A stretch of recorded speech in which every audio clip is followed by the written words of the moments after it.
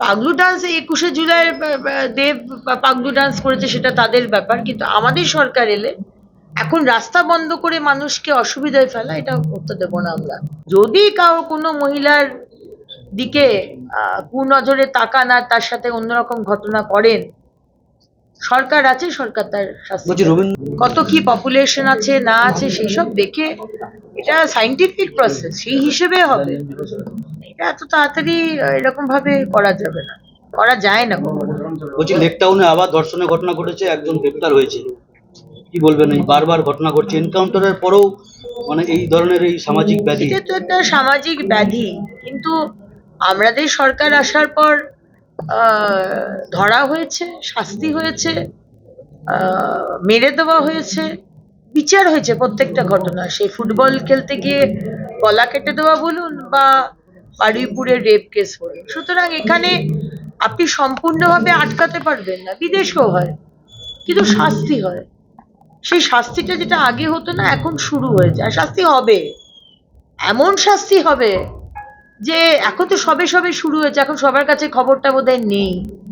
খবরটা যারা যারা দুষ্কৃতী তাদের কাছে পৌঁছে যাবে, তারাও সতর্ক হয়ে যাবে যে আমারও কিন্তু নিস্তার নেই। যদি কোনো মহিলার দিকে কুনজরে তাকান আর তার সাথে অন্যরকম ঘটনা করেন, সরকার আছে, সরকার তার শাস্তি বলছি দেবে। রবীন্দ্রনাথ ঘোষ থেকে শুরু করে অনুব্রত মণ্ডল, এরা ঋতব্রতর সাথে গিয়ে ভালো তৃণমূলে যোগদান দিচ্ছে, কি বলবেন? এইভাবে এদের বিরুদ্ধে তারা ক্ষোভ ছিল দলের নিচু তলায় আপনাদের? দেখুন, আমি জানি না কোনটা ভালো তৃণমূল বলে কোনটা খারাপ তৃণমূল বলে, আমার কাছে ডেফিনেশন ক্লিয়ার নয়। আজকে তৃণমূল ভালো খারাপ সব, তারা 2021-এ দাঁড়িয়ে দাঁড়িয়ে দেখেছিল বিজেপির কার্যকর্তাকে কুপিয়ে কুপিয়ে মারা হয়েছিল, তারা দেখেছিল, প্রতিবাদ করেনি। যখন 10,000 মহিলা তারা ঘরছাড়া হয়ে অন্য জায়গায় পালিয়ে গেছিল প্রাণ বাঁচাবার জন্য, ধর্ষণ হয়েছিল, এই ভালো তৃণমূল খারাপ তৃণমূল সব একসাথেই ছিল।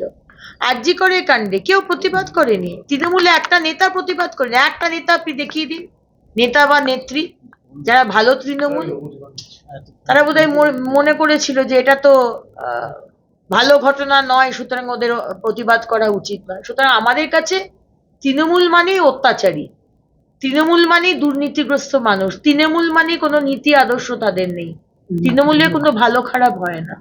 বলছি দিদির সেবাশ্রয়, তাতে দেখা যাচ্ছে একের পর এক ঘটনা, কারো পা বাদ, কারো চোখ খারাপ, কারো এরকম ধরনের এক্সপায়ারি ডেটের ওষুধ দেওয়া হয়েছে। এই যে এত টাকা খরচা করে সেবাশ্রয় হতো বিভিন্ন জেলায়, ডায়মন্ড হারবার থেকে শুরু করে নন্দীগ্রাম, তমলুক, বিভিন্ন জায়গায়, কি বলবেন এটা নিয়ে? সেবাশ্রয় করেছেন অভিষেক ব্যানার্জি। অভিষেক ব্যানার্জি শুনলাম, আমি তো সেবাশ্রয় সেবা নিতে যাইনি অভিষেক ব্যানার্জি, কিন্তু অভিষেক ব্যানার্জি আমাদের যুবরাজ যেভাবে হোমিওপ্যাথি ডাক্তারকে দিয়ে অ্যালোপ্যাথি ওষুধ দিয়েছে, তো মানুষের পা কাটা যাবে না তো আর কি কাটা যাবে? মানে কোটি কোটি টাকা খরচা করে এই সেবাশ্রয় করা হয়েছে। আমাদের সেই সময়ের কথা মনে পড়ে যেখানে কন্টিনিউয়াস প্রত্যেকটা হোর্ডিং আজকে এই অভিষেক ব্যানার্জি, স্পন্সরশিপ তোলা হয়েছে, বাজার থেকে হয়তো টাকাও তোলা হয়েছে, কিন্তু মানুষগুলোকে ভুল ওষুধ, ভুল চিকিৎসা দিয়ে শুধু ব্র্যান্ডিং করার জন্য এই যে ডায়মন্ড হারবার মডেল, আজকে কারুর পা কাটা যাচ্ছে, এর ক্ষমা হবে? বাংলার মানুষ ক্ষমা করবেন? বাংলার মানুষ তো ক্ষমা করবেন না, তারা তো তাদের দিয়েই দিয়েছেন রায়, আদালতও ক্ষমা করবে না, আর আমরাও কেউ ক্ষমা করবো না। যে লটারি কেলেঙ্কারিতে পানিহাটির তৃণমূলের প্রাক্তন বিধায়কের নাম উঠে এসেছে, তার নামও এফআইআর এ রয়েছে, কি বলবো? তৃণমূল মানেই তো লটারি, তৃণমূল মানেই ডিয়ার লটারি, তৃণমূল মানেই ইলিগাল মদের দোকান চালানো, তৃণমূল মানে হচ্ছে বিএলআরও অফিসে গিয়ে ঘুষ দিয়ে আপনার দাদুর জমি ওটাকে চেঞ্জ করে কারুর কাছে বিক্রি করে দেওয়া, তৃণমূল মানেই জলাশয় জলা জমি বুঝিয়ে দিয়ে মাল্টিস্টোরের বাড়ি বানানো, তৃণমূল মানেই হুমকি দেওয়া, তৃণমূল মানে মানুষকে মারধর করা গান পয়েন্টে রেখে, এটাই তো তৃণমূল। তৃণমূল নেতাকে ধরবে লটারির জন্য, এটাই তো স্বাভাবিক। প্রশ্ন সেটা হচ্ছে, ঋতব্রত বন্দ্যোপাধ্যায় কিছুক্ষণ আগে সাংবাদিক বৈঠক করে তিনি আবার দাবি করছেন যে তারাই নাকি আসল তৃণমূল, যদি এবার অন্য কেউ তৃণমূল বলে দাবি করে তাহলে সেটাকে অবৈধ বলে ঘোষণা করা হবে। এটা ওনার ব্যাপার, ওনার দলের ব্যাপার, এখানে আমাদের খুব একটা কিছু বলার নেই। উনি কোন তৃণমূল সেটা নিয়ে আমরা নিজেরাও খুব কনফিউজড, বাংলার মানুষও কনফিউজড। বিধানসভার মধ্যেও দেখি এক তৃণমূল বসে থাকে, অন্য তৃণমূল অভিমান করে গোসা করে বেরিয়ে যায়, আবার অন্য সময় দেখি অন্য তৃণমূল বসে থাকে, অন্যরা আবার চলে যায়।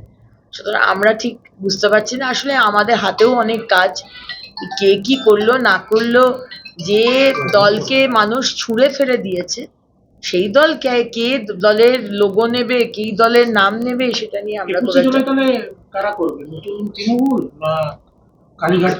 যেই তৃণমূলই করুক নিয়ম মেনে করতে হবে। নতুন তৃণমূল ওই স্প্ল্যানেডে ধর্মতলায় রাস্তা বন্ধ করে টলিউডের নায়ক নায়িকাকে গান পয়েন্টে রেখে, টলিউডের টেকনিশিয়ানদের, কর্পোরেশনের সাফাই কর্মীদের গান পয়েন্টে রেখে তোদের যেতেই হবে, নয়তো কাজ থেকে কাজ পাবি না, এই যে করে এসেছেন, রাস্তা বন্ধ করে মানুষের। দেবের পাগলু ডান্সও দেখা গেছে। পাগলু ডান্স 21শে জুলাই দেব পাগলু ডান্স করেছে, সেটা তাদের ব্যাপার, কিন্তু আমাদের সরকার এলে এখন রাস্তা বন্ধ করে মানুষকে অসুবিধায় ফেলা, এটা করতে দেবো না আমরা। দরকার হয় ব্রিগেডে যান, ব্রিগেডের পারমিশন দিচ্ছি, কিন্তু বলছি 21শে জুলাই যারা শহীদ তাদেরকে কি আপনারা দলগতভাবে দেবেন, মানে তাদের কোনো এই ডেকে তাদেরকে যে সম্মান দেওয়া? না, আমাদের এই বিষয়ে কোনো কথা হয়নি। আমার শীর্ষ নেতৃত্ব মাননীয় মুখ্যমন্ত্রী আছেন, উনি ডিসিশন। কাকলি দিয়ে একবার আপনারা করেছিলেন আবেদন মুখ্যমন্ত্রীর কাছে।